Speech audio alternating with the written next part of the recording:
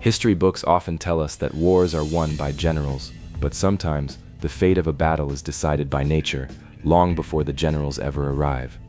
There are countries where the greatest defenders are not their armies, their weapons, or even their technology. Instead, they are protected by towering mountains that have stood for thousands of years, endless deserts, and unforgiving landscapes that are incredibly difficult to cross. Because no matter how powerful an army may be, what good is that power if it can't even reach the battlefield? Today, we're entering one of those places where nature itself seems to say, stop.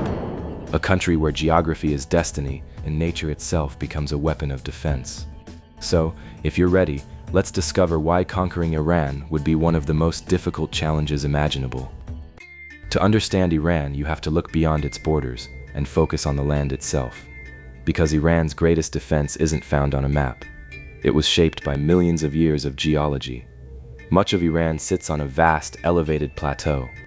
But this isn't an open plain that can be easily crossed from every direction. To the west, the Zagros Mountains stretch for more than 1,000 kilometers. This enormous mountain range forms a natural barrier along much of Iran's western frontier. Deep valleys, steep slopes, and narrow mountain passes can make the movement of large armies incredibly difficult. And for an invading force, the challenge isn't simply getting over the mountains. The real problem is keeping thousands of soldiers, heavy equipment, vehicles, fuel, and supplies moving through this harsh terrain. Because in modern warfare, an army isn't stopped only by the enemy. Sometimes, it's stopped by the road.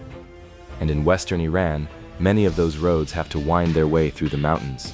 Travel north, and another formidable barrier rises before you. The Alborz Mountains. This massive mountain range stretches along the southern shores of the Caspian Sea, creating a powerful natural divide between the sea and Iran's interior. Beyond the mountains lies the Caspian Sea, one of the world's largest enclosed bodies of water. So, across much of Iran's north and west, nature itself creates a series of formidable obstacles, but Iran's geographic defenses don't end at its borders. Even if an invading army managed to cross these mountains, another challenge would be waiting deep inside the country. And this time, the enemy wouldn't be the mountains, it would be the deserts. That's where Iran's geographic advantage truly begins to reveal itself. For a large army, war isn't simply about fighting the enemy. It also means protecting thousands of kilometers of supply lines, transporting fuel and ammunition, and keeping troops constantly supplied. Mountains, narrow passes, and difficult roads can slow all of this down. Iran's geography isn't just a defensive wall, it's also a logistical test. And an army that fails that test can begin losing its strength long before the real battle even begins. But perhaps Iran's greatest natural defenses are hidden beyond those mountains, because any army that manages to cross them will eventually face some of the harshest landscapes on Earth. The Dasht-e and the Dasht-e Lut, two vast deserts standing between an invading force and the heart of Iran. The mountains may be the first line of defense, but the deserts are the second. Let's say an army somehow manages to cross the rugged terrain of the Zagros and Alborz Mountains. What happens next? Because Iran's natural defenses don't end with its mountains. Beyond them lies a completely different kind of enemy, two enormous deserts stretching across the heart of Iran, the Dasht-e and the Dasht-e Lut. These aren't just empty spaces on a map. They are vast, unforgiving environments that can slow an invading army, strain its supply lines, and gradually wear down its forces. The Dasht-e, much of this enormous desert is made up of salt flats, mud plains, and extremely dry terrain. And here, the challenge isn't just the heat. The ground itself can become an obstacle. In some areas, difficult terrain can make it harder for vehicles to move, turning the transportation of heavy equipment and supplies into a serious logistical problem. Because a modern army isn't made up of soldiers alone. It needs fuel, it needs water, it needs ammunition, and all of it has to reach the front lines, again and again. A desert can put enormous pressure on that entire system. Farther east lies the Dasht-e Lut, known as one of the hottest and driest regions on Earth. This enormous desert forms another natural barrier across Iran's interior. NASA satellite observations have recorded some of the highest land surface temperatures ever measured on Earth in parts of the Lut Desert. But temperature isn't the only challenge. The real power of the Lut lies in the combination of its vast size and extreme environment. With limited water sources, few settlements, and incredibly harsh conditions, moving through this landscape can become a serious challenge for any large force. For an invading army, fighting here isn't just about facing an enemy. It's about fighting the heat, the thirst, the distance, and the vulnerability of its supply lines. Because no matter how powerful an army is, when the fuel runs out, it stops. When the water runs out, it stops. And when the supply lines are cut, it stops.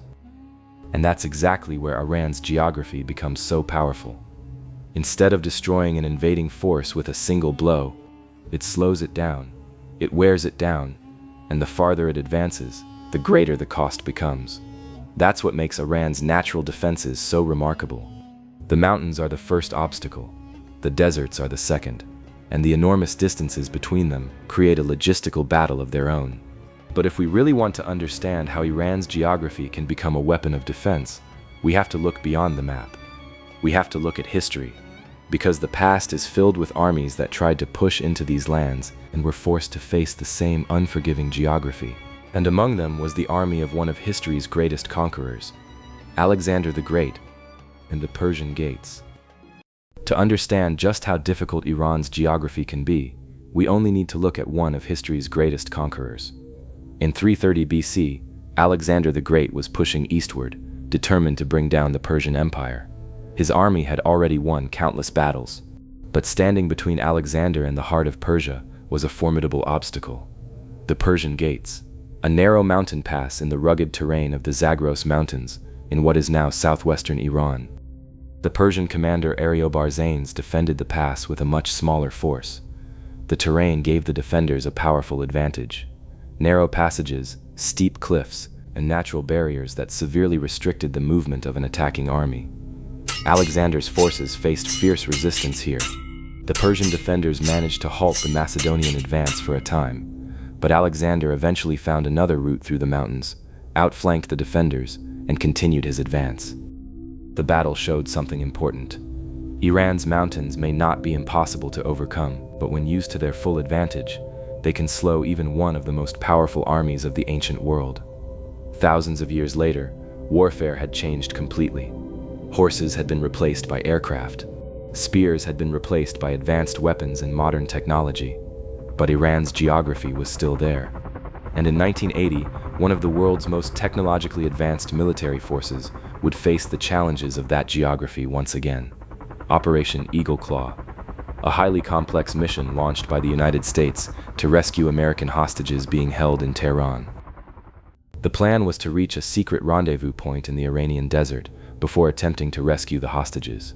But the mission ran into serious problems almost immediately. Several helicopters experienced technical difficulties. Then, in the remote desert, the force encountered severe dust and sand conditions that made the operation even more difficult. Eventually, the mission could no longer continue with the minimum number of operational helicopters required. And during the withdrawal, a tragic collision brought the mission to an end. 8 American servicemen lost their lives. The operation had failed. But there is an important detail here. Operation Eagle Claw did not fail because of nature alone. Planning problems, technical failures, coordination issues, and difficult environmental conditions all contributed to the disaster. But nature was still an important part of the equation. The dust and sand conditions in the Iranian desert showed just how vulnerable even advanced technology can become when the environment itself turns against you. 2 different eras, 2 completely different armies, 2 entirely different levels of military technology. Yet they shared one common reality. Iran's geography repeatedly forced attacking forces to confront new obstacles. In ancient times, mountain passes. In the modern era, deserts and extreme environmental conditions. Iran's geography never won a war by itself, but it created an advantage powerful enough to change the rules of the battlefield. Because sometimes, the thing defending a country isn't an army waiting at the border. Sometimes, the country itself becomes the defense. Iran's greatest defense isn't its missiles, it's not its soldiers, and it's not even its modern weapons. Its greatest defense is the geography that has been shaped over millions of years. The enormous Zagros Mountains stretching across the west. the towering Alborz Range rising in the north, and the vast deserts of Dasht-e and Dasht-e deep within the country. Together, these natural barriers make Iran an incredibly challenging environment for any large invading force. Of course, no country is truly impossible to conquer, but some countries are simply far more difficult to invade than others. Because to take control of a place like Iran, you don't just have to defeat an army, you have to overcome the land itself. And that means crossing mountains, surviving the deserts, maintaining thousands of kilometers of supply lines, and keeping an entire military force moving through some of the most difficult terrain on Earth. That's why Iran is such a fascinating example of how geography can shape history. Here, geography truly is destiny, and nature itself can become one of the strongest forms of defense. So, what do you think makes a country truly difficult to conquer? Mountains, deserts, oceans, or modern technology? Let me know what you think in the comments. And if you enjoy discovering the world's most extraordinary places and the incredible stories behind them, don't forget to like this video and subscribe to Mythic Wildlife for more. In the next episode, we'll explore another country that nature itself seems to have turned into a fortress. Until then, stay curious. And remember, nature always has the final word.